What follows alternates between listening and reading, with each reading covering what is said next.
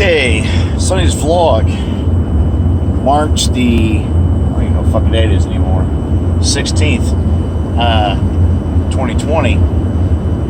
Just come back from a trip, and of course I have a neat perspective of driving through a few states, so I can kind of see things firsthand.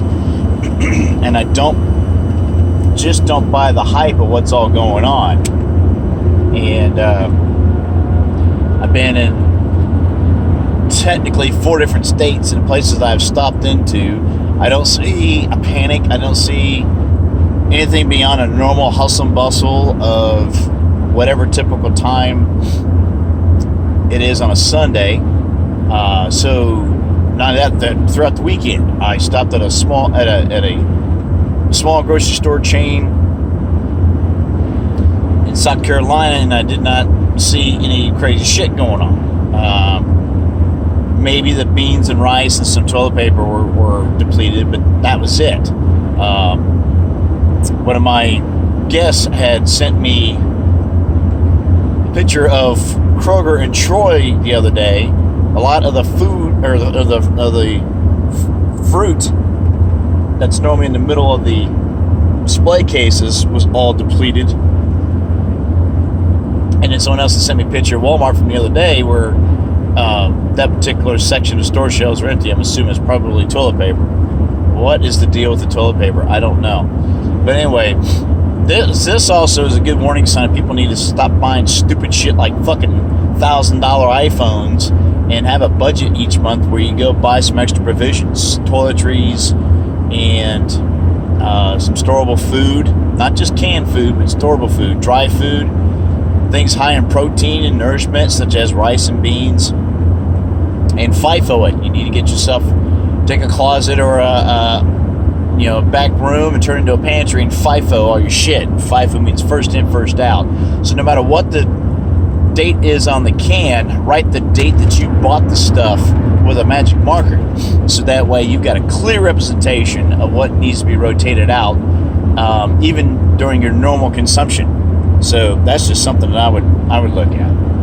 So I've also stopped at other stores and restaurants. I ate at a Cracker Barrel yesterday morning before church rush. It was probably about 9:30, 10 o'clock-ish, maybe a little bit more than that.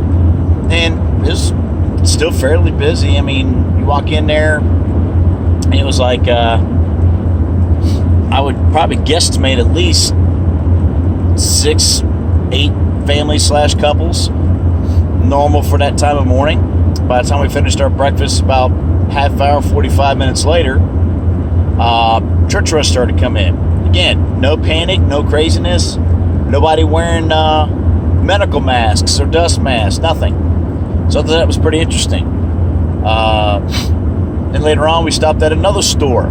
Again, no mass hysteria. There's no one out there with 1 or 2 or 3 shopping carts for a whole family stockpiled to the fucking top with fucking groceries. So I don't understand the fucking hype going on. It's crap. And then from the other stories I've read from various media, that if you do get it, most average people that are healthy like me, at best, you might be sick up to a week, maybe 2. Like a really, really bad flu that kicks your ass. Because it's more of a respiratory issue. And not only that, but the common flu kills more people than this shit. So, I think it's crock shit. So I did a special broadcast last night, had various people call in, and previous guests that are all on top of their game on their information, or if they even follow this closely, because the fact that a couple people I talked to said they're not following the fear porn. They basically said, no, you know what? I'm not going to fucking just go crazy over that shit. And I've seen a couple memes that say that. So I thought that was pretty good. So, I just don't see it. If a lot of schools closing down, I think Governor DeWine's overreacting. He's closed bars and restaurants from being able to go in and sit down.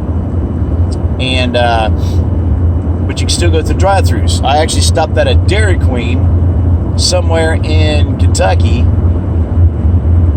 Actually, the dining room was open there, but the drive-thru was packed. And the only reason why I don't normally sit in the drive-thru because it's a waste of time and gas. But the only reason why I was on there because I was actually talking with one of my guests that I had on earlier during the broadcast, and we're just kind of brainstorming some things and sat and yelled. Otherwise, I wouldn't have sat in the drive-thru. I would have just walked in, ordered my shit, and got the hell out. But it took a while to get to that drive-thru. So, if anything, it's also a good test for some of these food places to really start ramping up their drive-thru times. I've got 6 years in fast food service, so I know what the fuck I'm talking about. It hasn't been that long ago, and the practices haven't changed that much. So, you may have more of an increase in your drive-thru, but there's still no excuse to sit on it and have your ticker go on for minutes at a time. You should have your food out and ready to go in less than 2 minutes. 2 minutes. Even if you had to cook the shit fresh, no more than 3. It should be expedited and out the fucking window in less than 3 minutes. A good store would do that. Prime example would be years ago, I used to work near Miamisburg, and the Wendy's down there on Heineke, they were badass. I mean, I could have cars all the way out in the street by AutoZone trying to get to that drive-thru. You'd be in and out of that fucker in less than 15 minutes. That's how badass they were. Of course, that was almost 20 years ago, but I've stopped in that store once or twice afterwards, and they were still fairly punctual. So I thought that was pretty interesting. So, that being said, I think kind of like Public Enemy, man, don't believe the hype. That same stroke, I'm out here driving around, and I have to say, though, even though it's 3:30 in the morning, there's cars out here, and I'm still seeing a lot of trucks, as in semis. I'm not seeing a large law enforcement presence. I saw 1 or 2 highway troopers here in Ohio, and I saw 1 sheriff by an exit. That was it. So it's not like there's some crazy shit going on. I don't know. But that's just my 2 cents on the topic. If anything, this is a good test for everybody that you need to get your priorities straight. Instead of worrying about, getting that new DVD or worried about that stupid show that no one really gives a fuck about. And make sure you've got some basic stuff in your possession. That means flour, sugar, coffee. Somebody said I just may have to barter with. I had posted a video on cable access about 10 years ago. Guy said basically he started buying a lot of the stuff I was still cheap. Coffee. And coffee is going to be a huge bartering item if the currency were to fucking collapse at all. Which is a good possibility. But one of the things they're talking about is this could be all a cover-up because Trump is going after the pedophilia ring, which is the swamp. Major CEOs of corporations, globalists, all around. I saw a story, George Soros' right-hand man just got apprehended.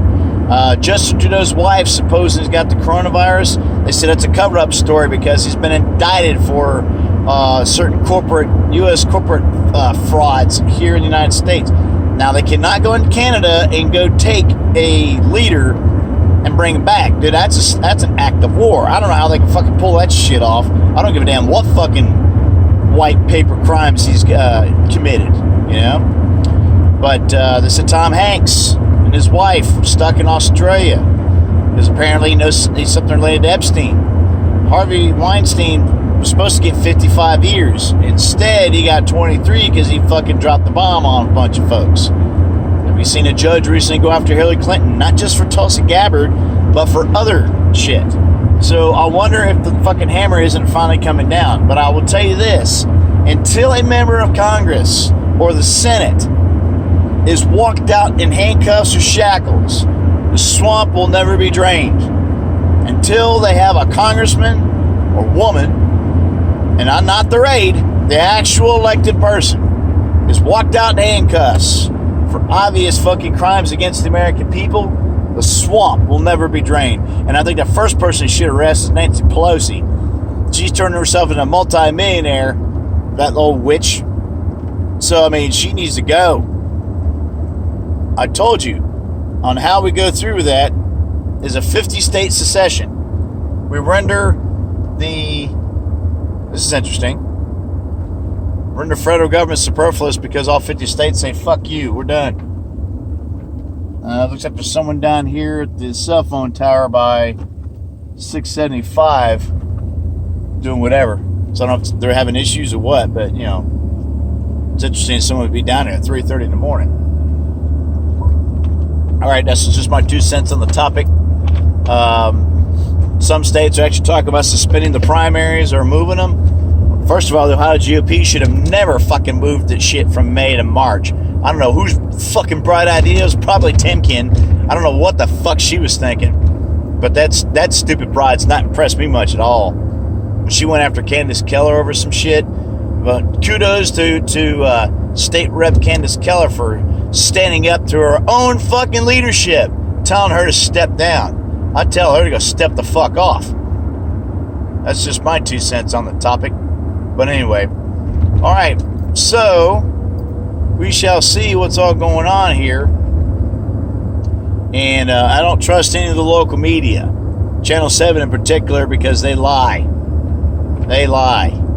And I even know a couple individuals in there, and I know that all they do is read the teleprompter. So if you are watching this, I told you, I trust you, but I don't trust your handlers.